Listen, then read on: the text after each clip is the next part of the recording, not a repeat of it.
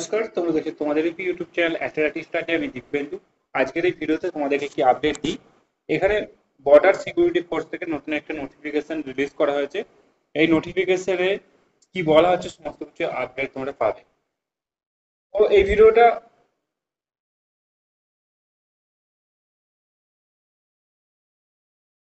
নমস্কার, তোমরা দেখছো তোমাদের ইউটিউব চ্যানেল অ্যাথলেটিক্স স্টাডি। আমি দীপেন্দু। যারা হেড কনস্টেবল মিনিস্ট্রিয়াল বা এএসআই স্টেনোগ্রাফারের জন্য ওয়েট করে আছো বা আবেদন করবে ভাবছো, তাদের জন্য এখানে একটি বিগ আপডেট রয়েছে। এখানে নতুন একটি আপডেট আছে। যারা হেড কনস্টেবল মিনিস্ট্রিয়াল এবং এএসআই আবেদন করবে, তারা কিন্তু অবশ্যই জানা দরকার তাদের যে রিক্রুটমেন্ট অর্থাৎ CISF, BSF, ITBP, SSB, Assam rifle, এই সমস্ত যে ফোর্সগুলো আছে, এই সমস্ত ফোর্সগুলোর হেড কনস্টেবল মিনিস্ট্রিয়াল এবং এএসআই স্টেনোগ্রাফারের যে ভ্যাকেন্সি আছে সেটা কিন্তু আলাদা আলাদা সেপারেট ভাবে আগে আসতো। কিন্তু এই 2024-এর পর থেকে তোমাদের সেপারেট ভাবে কিন্তু আর কোনো ভ্যাকেন্সি কিন্তু আসবে না। যেমন এসএসসি জিডিতে কনস্টেবল, এসএসসি থ্রু কনস্টেবল জিডির ভ্যাকেন্সি আছে, এরকমই কিন্তু এখানে বিএসএফ এর থ্রু কিন্তু এখানে তোমাদের হেড কনস্টেবল মিনিস্ট্রিয়াল এবং এএসআই স্টেনোগ্রাফার এই দুটো পোস্টের ভ্যাকেন্সি কিন্তু আসবে। তো আমি চাইছিলাম যে আমার কাছে এই নোটিশটা অনেকদিন আগে চলে এসেছে, যেদিন রিলিজ হয়েছে সেই দিনই আমার কাছে পৌঁছে গেছে। কিন্তু আমি চাইছিলাম যতক্ষণ না অফিসিয়াল আসবে ততক্ষণ আমি দেখাবো না। কিন্তু তোমরা বারংবার আমাকে কমেন্ট করছো এবং বারংবার তোমরা মেসেঞ্জারে প্রশ্ন করছো, সেই জন্য ভাবলাম ভিডিওটা বানিয়ে নিই। সেই জন্য এই তোমাদেরকে আপডেটটা আমি দিচ্ছি। ভিডিও ভালো লাগলে ভিডিও অবশ্যই লাইক করবে। হেল্পফুল ভিডিও পেতে এবং শর্ট কিছু আপডেট পেতে তোমরা আমাদের চ্যানেলটিকে সাবস্ক্রাইব করে পাশে থাকা বেল আইকনটি প্রেস করে আমার সাথে যুক্ত থাকতে পারো পরবর্তী আপডেট পাওয়ার জন্য। এখানে বলি, এখানে যে মেইনলি এই নোটিশে বলা আছে সেটা হলো বর্ডার সিকিউরিটি ফোর্স অর্থাৎ বিএসএফ এর থ্রু এখানে তোমাদের হেড কনস্টেবল মিনিস্ট্রিয়াল অর্থাৎ এইচসিএম এবং তোমাদের এএসআই স্টেনো, এএসআই স্টেনো, এই যে দুটো পোস্ট আছে, এই পোস্ট দুটো কিন্তু রিক্রুটমেন্ট প্রসেস শুরু করবে বিএসএফ।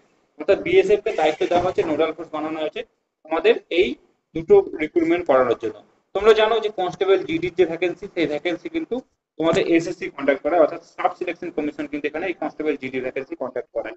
তো সিমিলারলি এই দুটো পোস্টের যে ভ্যাকেন্সি আছে, এই দুটো পোস্টের ভ্যাকেন্সি কিন্তু কন্ডাক্ট কিন্তু বিএসএফ করাবে। তো বিএসএফ এর উপরে কিন্তু এখানে নোডাল ফোর্স তাকে বানানো আছে।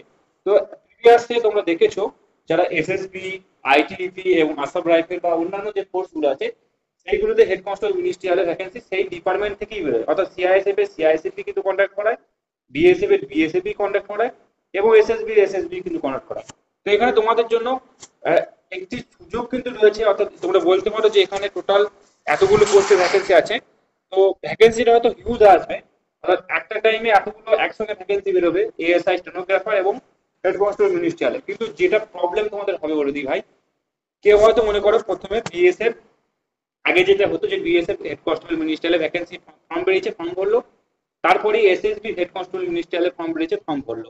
তো তার দুটো এক্সাম, দুটো সমস্ত কিছু টাইপিং সমস্ত কিছু দিতে পারতো। তো এখানে কি হবে, এখানে মনে করো যে বিএসএফ এ সে ধরো ফর্ম আবেদন করার পর বিএসএফ এ টাইপিং থেকে বাদ পড়ে গেল। তো টাইপিং বাদ পড়ে যাওয়ার পর সে এসএসবির জন্য প্রিপারেশন করলো, প্রিপারেশন করে পরবর্তীকালে সেই এসএসবি তে কিন্তু নিজের যে ভুল ত্রুটিগুলো ছিল সেগুলো কিন্তু ইমপ্লিমেন্ট করতে পারতো। তো এই ক্ষেত্রে আর তোমাদের সেই সুযোগ কিন্তু থাকবে না। অর্থাৎ তুমি যদি একবার মিস করো, তোমার কিন্তু আবার হয়তো পরবর্তীকালে অর্থাৎ পরের বছর বা তার 2 বছর পরে সেগুলো হয়তো আবার ভ্যাকেন্সি তোমরা পাবে। অর্থাৎ মিনিস্ট্রিয়ালের ভ্যাকেন্সি খুবই কম বেরোয়, ভ্যাকেন্সির পরিমাণও কম থাকে এবং প্রতি বছর হয়তো বেরোয় না সব জায়গায়, সব সব ডিপার্টমেন্টে। তো সেই জন্য এখানে তোমাদের যেটা বলতে পারো যে একটা খুশির খবর যে একসঙ্গে ভ্যাকেন্সি গুলো আসবে। এবং একটা তোমাদের ব্যাড নিউজ, সেটা হলো যে একবার ভ্যাকেন্সি মিস করলে অর্থাৎ একবার ভ্যাকেন্সি তোমার রিজেক্ট হলে পরবর্তীকালে কিন্তু তোমাদেরকে অনেকটাই লং টাইম কিন্তু ওয়েট করতে হবে এই ভ্যাকেন্সির জন্য। তো এই ছিল তোমাদের আপডেট। এবং এখানে একজন আমাকে জিজ্ঞাসা করেছিল হেড কনস্টেবল মিনিস্ট্রিয়াল এবং এএসআই স্টেনোগ্রাফারের জন্য কি কোয়ালিফিকেশন লাগে। এখানে উচ্চ মাধ্যমিক পাস লাগে, তোমরা উচ্চ মাধ্যমিক পাস হলে তোমরা কিন্তু এখানে আবেদন করতে পারবে। এবং তার সঙ্গে সঙ্গে টাইপিং লাগবে হেড কনস্টেবল মিনিস্ট্রিয়ালের জন্য, ইংলিশ এবং হিন্দি টাইপিং লাগবে। এবং এএসআই স্টেনোগ্রাফারের জন্য তোমাদের যে স্টেনো টাইপিং হয় সেই টাইপিং লাগবে। এবার স্টেনো টাইপিং কি রকম হয়, স্টেনো প্রথমত কেউ একজন ধরো কোনো স্পিচ দিচ্ছে, সেই স্পিচটাকে তোমাকে প্রথমে শর্ট হ্যান্ডে নোট করতে হবে। স্টেনোর যে শর্ট হ্যান্ড রাইটিং হয় সেই শর্ট হ্যান্ডে তোমাকে সেই স্পিচটাকে নোট করতে হবে। এবং তোমার সেই শর্ট হ্যান্ডে যে তুমি যেটা নোট করেছো সেটাকে পরবর্তীকালে কম্পিউটারে টাইপিং করতে হবে। এরকম ভাবে টাইপিং টেস্ট কিন্তু হয় স্টেনোতে। আর মিনিস্ট্রিয়ালে তোমাদেরকে একটা টাইপিং পেজ দিয়ে দেবে বা টাইপিং সিট দিয়ে দেবে, সেই সিট দেখে দেখে তোমাকে কিন্তু এখানে কম্পিউটারে টাইপিং করতে হবে। এরকম কিন্তু থাকে হেড কনস্টেবল মিনিস্ট্রিয়াল এবং এএসআই স্টেনোগ্রাফার।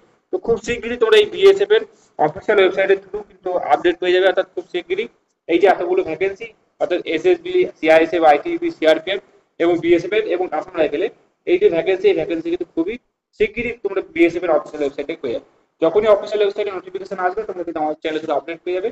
এই চ্যানেলটিকে সাবস্ক্রাইব করে পাশে থাকা বেল আইকনটি প্রেস করে আমার সাথে যুক্ত থাকতে পারো পরবর্তী আপডেট পাওয়ার জন্য।